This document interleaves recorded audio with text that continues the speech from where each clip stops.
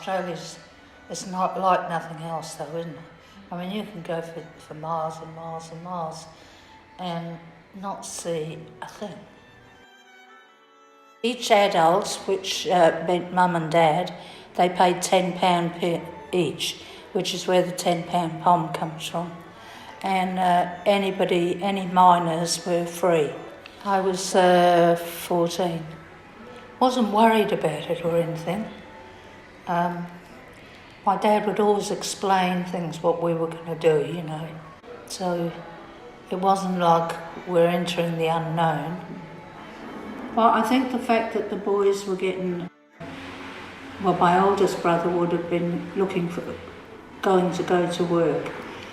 Dad had very strong views about apprenticeships. The boys all had to have an apprenticeship. That ship was luxury plus. No, it was very nice. The only thing is you got seasick. I shared a cabin with my mother, and my father shared a cabin with the three boys. I know at night there used to be a fair bit of dancing going on and that sort of thing. And if it was rough, well, you just laid on your bed, you know.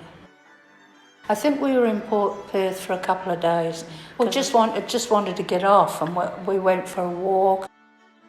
It certainly was a lovely place, but you soon become very aware of how far everything is in Australia. You know, I thought it was all right. I wasn't keen on the weather. That affected me straight away. And we lived in a hostel right in the middle of Adelaide. And Mum and Dad were on South Australian Housing Trust sponsorship. So they sponsored anyone that had money for a deposit for a house. They would sponsor them.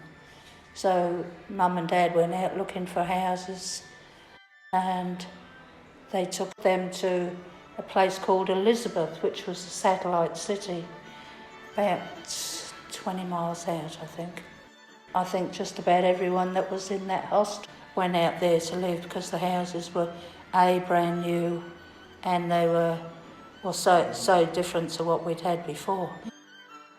I think I was nearly 15, because I think it was about Christmas time we got there. So I was nearly 15, yeah.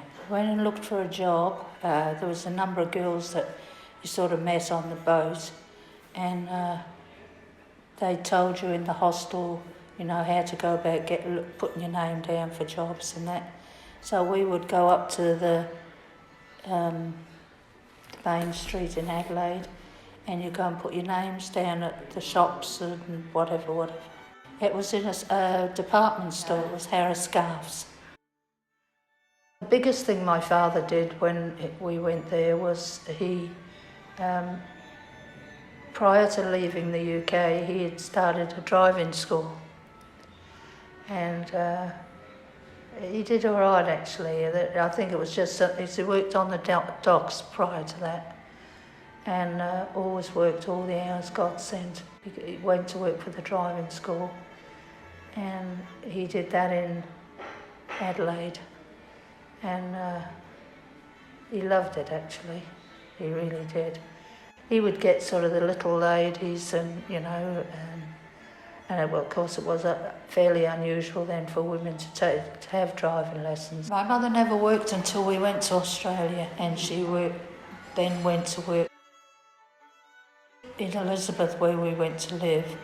They had a English Air Force base, Edinburgh Airfield. Anyway, they would have these women like a housekeeper. This lady lived around the corner. She was very nice, actually. And Mum went to work for her. And that was the first time my mum had ever worked since she was married. Because women just didn't, you know. They stayed at home, they did the garden.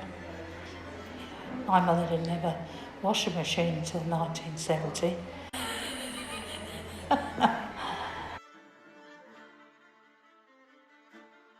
You didn't have to go very far from a city to be out in the bush or scrub or whatever, and you would find kangaroos out there.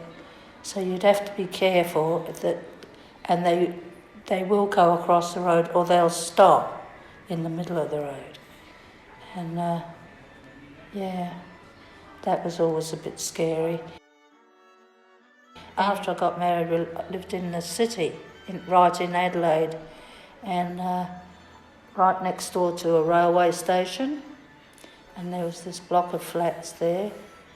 And I was putting my husband's lunch in the car one morning, and I opened it was like a veranda. Came along, opened the door, and this kangaroo stood up in front. I could not believe it. So I ran back in and I said to my husband, "This kangaroo out there." He said, "No, he's not." He came out and he killed himself laughing anyway. He was Australian anyway, so he'd seen it all before.